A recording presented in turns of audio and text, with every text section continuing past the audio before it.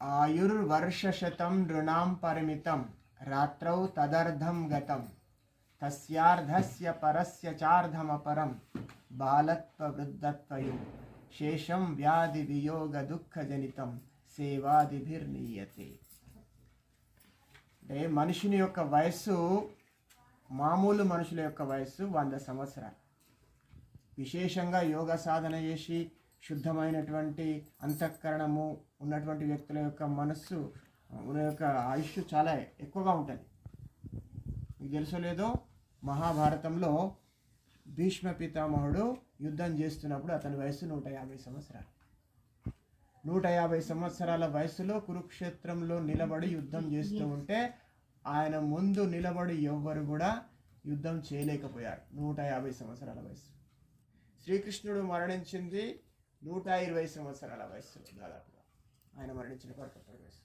అంటే మనం విశేషంగా సాధన చేస్తే 300 సంవత్సరాలు 400 సంవత్సరాలు కూడా బ్రతికినటువంటి వ్యక్తులు ఉన్నారు చేసి.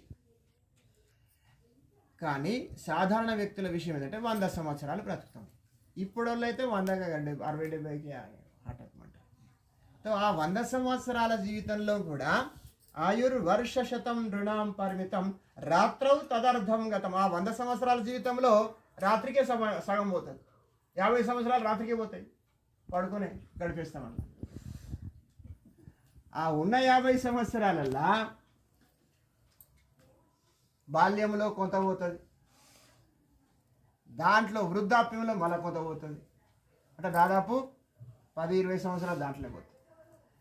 శేషం వ్యాధి, మిగతా వ్యాధులలో రోగాలలో అన్నిటిలో పోతుంది. ఇక మిగిలిందంతా మనకి ఎంత మిగులుతుంది? ఒక 10-20 సంవత్సరాలే మిగులుతుంది.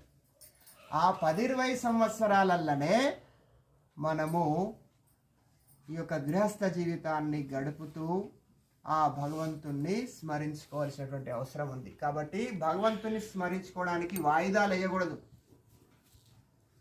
లక్షల పనులు వదులుకొని భగవంతుని స్మరించాలి. 100 పనులు వదులుకొనైనా భోజనం చేయాలట. శతం త్యక్త్వా భుంజిత. లక్షల పనులు వదులుకొనైనా సరే భగవంతుని స్మరించాలి.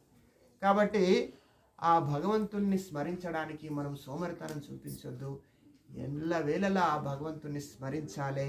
ఈ యజ్ఞాది కర్మలు కూడా భగవంతుని స్మరణలో ఒక భాగమే. కాబట్టి ఈరోజు మనము ఇక్కడ ఈ రకంగా మనము సత్సంగం జరుపుకొని ఆ భగవంతుని యొక్క సేవలో నిమగ్నమైనం.